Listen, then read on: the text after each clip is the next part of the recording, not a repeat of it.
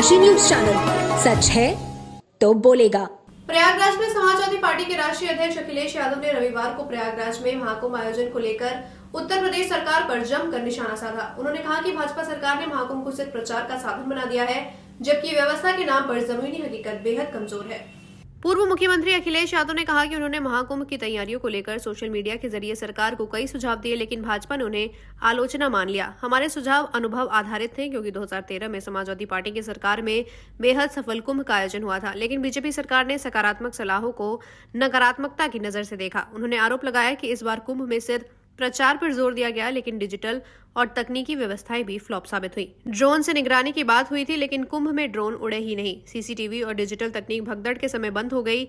संगमनोज में हुई भगदड़ में मृतकों की सही संख्या तक सरकार नहीं बता रही। उन्होंने कहा, अखिलेश यादव ने तंज कसते हुए कहा, डबल इंजन की सरकार में इंजन आपस में लड़ रहे हैं। यूपी में तो डिब्बे तक भिड़ गए हैं। महाकुंभ में जो आंकड़े बताए गए उनमें भी घालमेल है। बीजेपी सच्चे आंकड़े छुपाने और झूठे आंकड़ों के प्रचार में सबसे माहिर है।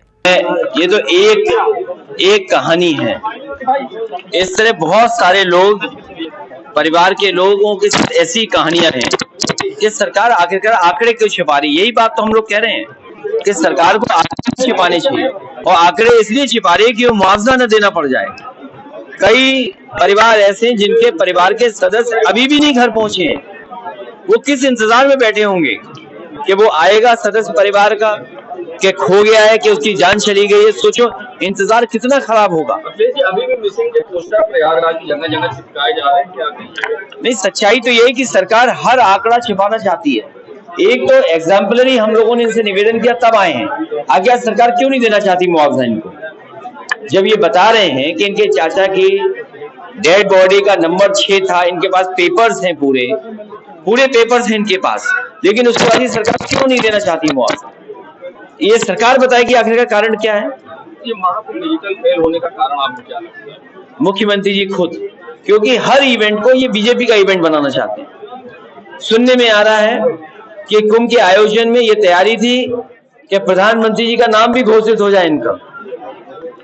ये पॉलिटिकल कुंभ बनाना चाहते हैं, रिलीजियस कुंभ नहीं था। श्रद्धालुओं कुंभ नहीं मना रहे थे। कभी आपने देखा इतने चैनलों को इंटरव्यू दिया गया हो, इस तरह से व्यवस्था की गई हो। ये पूरा मिसमैनेजमेंट अगर किसी ने किया, जिसकी वजह से इतना बड़ा धब्बा लगा है, और आने वाले समय में आप तो बेहतर सच जानते हैं, हम लोग सच जाने न जाने, बहुत सी चीजें हम लोगों तक नहीं पहुंची होंगी, लेकिन आप तो यहाँ के रहने वाले लोग हैं, आपको तो सब सच्चाई है, आपको सबको पता है इस बात।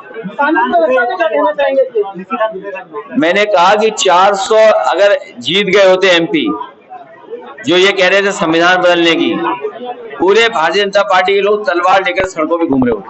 अच्छा, जब सवाल कह रहे हैं कि हम बाबा साहब का नाम सब इस्तेमाल करके उनके पद, कौन बोल रहा है? उनके लिए मैंने इस चौराहे पे एक स्पेस सूट देखा है।